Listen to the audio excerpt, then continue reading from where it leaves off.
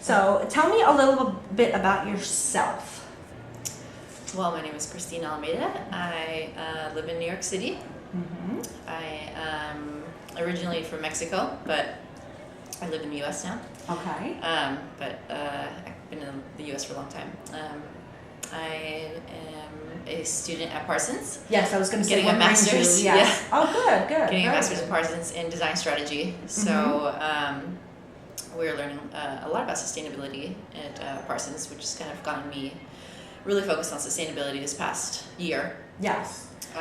So what does Pildora. the sustainability, what does that mean to you? Like the people that are viewing, we know what it means, but what does it mean to you?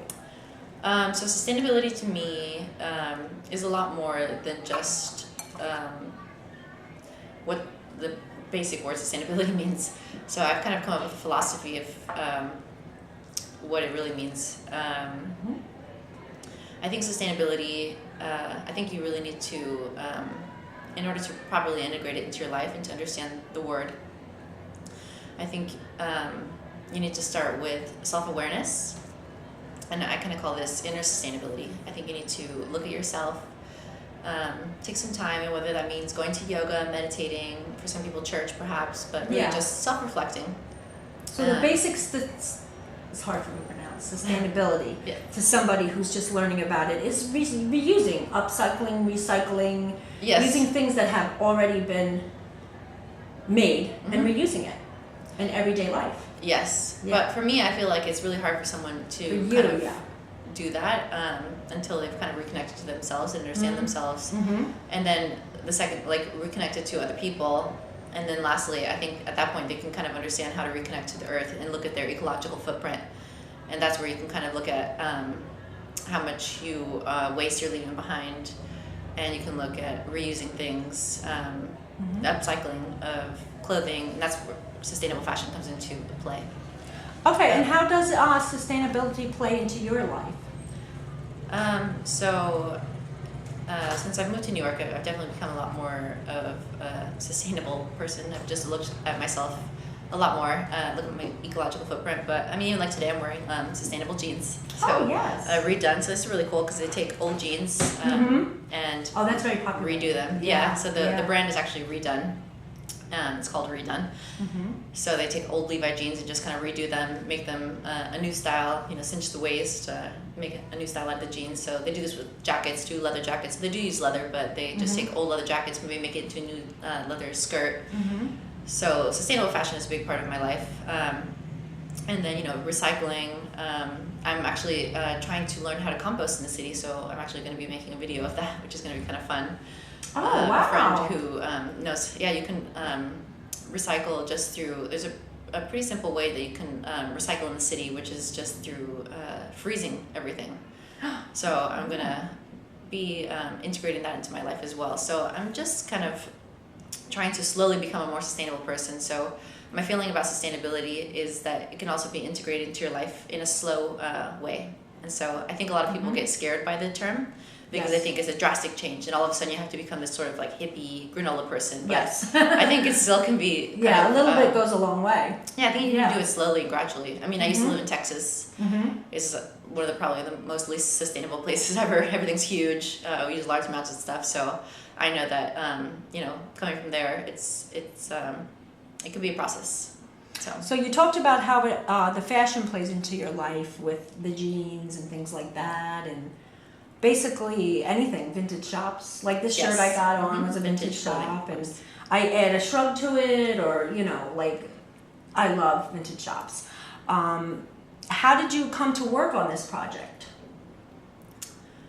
On fashionability, the event that we did in Miami, or the whole project. Like how focusing did you on sustainable fashion? Yeah, and the Miami project too. I didn't tell our viewers about that you had done the show in Miami. Yes, so we did kind of the launch of our company Pildora was in Miami during Miami Fashion Week. And a dear friend of mine, Julio, is one of the owners of Miami Fashion Week, and we were together, and I was telling him kind of about my passion about sustainability, sustainable events company that I was planning to launch, and he told me that initiatives that they were doing at Miami Fashion Week, having a summit there all about sustainable fashion, and I just thought it would be the perfect place to sort of launch Pildora. And so we put together this event, Fashionability, that was all about fashion, luxury, and consciousness. And what I really wanted to do was sort of change the stigma around around sustainability. And so we wanted to create this amazing, unforgettable experience, which is what we did. We had it at the Faina. Yes, the pictures. You guys have to check it was amazing. On And her Instagram. We'll get all that information yes. later. All the pictures look great. And I partnered with my friend Jermaine Brown, who's an international choreographer. And so we had this choreography that Jermaine put together, kind of bringing sustainability to life through movement. And so we had these dancers, and we also partnered with Fabrice Tardieu, which is a shoe designer, and it's all handcrafted shoes. So we had models with his shoes, but paired with vintage clothing. And then we had a live violinist playing throughout the show, leading the models, leading the dancers. So everything integrated together for this really fabulous, luxurious experience, but all about sustainability. And the event itself was sustainable as well. So there was no plastic use. The waste was all taken care of, measured. So we made sure that even the plants that we used were all. We asked the guests to take the plants home if they wanted. Even the staff was welcome to take the plants home. Even like these big trees, like little bonsais. Oh wow, cool. That's great. Yes, and even the step and repeat was made from recycled materials and was to be reused after. So we really thought about everything. So there's so many different things that you can incorporate in a fashion show that people wouldn't even think of. Yes. You know, so when you sit down and you think about planning it, you're like, oh, we could use this and this, and you can take home that. Definitely. So what's been your experience working with I say Pildora, but it's how do you pronounce it? Pildora. Pildora. Yes, actually, it's a Spanish word. Oh yeah, what's it mean? So people like to know things like that too. Yes. So it means little thing. It technically means little pill. So the word is actually my nickname. So when I lived in Mexico, my grandfather, when he first saw me, I was like a little baby, and he called me Little Pildora. It's like a kind of an endearing name for something small. And so, so when I think about Pildora and when I started the company, I really think about the entrepreneurial spirit of my family and my grandfather. So that kind of always carried that with me. Yeah, that's interesting. People like to know. I personally love to know where you come up with names. Like, I'm like, how did you get that name? Like, you know? So what is your, I guess it would be what drives you, or what's your message to the world? I guess my message to the world is that it's, I guess nothing too big or too small you can do to create impact. Small changes in your everyday life can positively impact the planet and even each other's lives. Sustainability is not just about the earth; it's also about helping each other out. It's about partnerships. It's something we can do together. So that's kind of about this 3-step philosophy that I have. It's reconnecting to other people, reconnecting to the earth. Yes, your 3-step. Yes. So so I think once you look to yourself, once you've reconnected with others, relationships, then you can really start looking at the earth, looking at your footprint, seeing how you're affecting the world. And basically, like, people have to, because the world is so crazy and going, even myself, they have to stop and see, like, how can they change it slowly?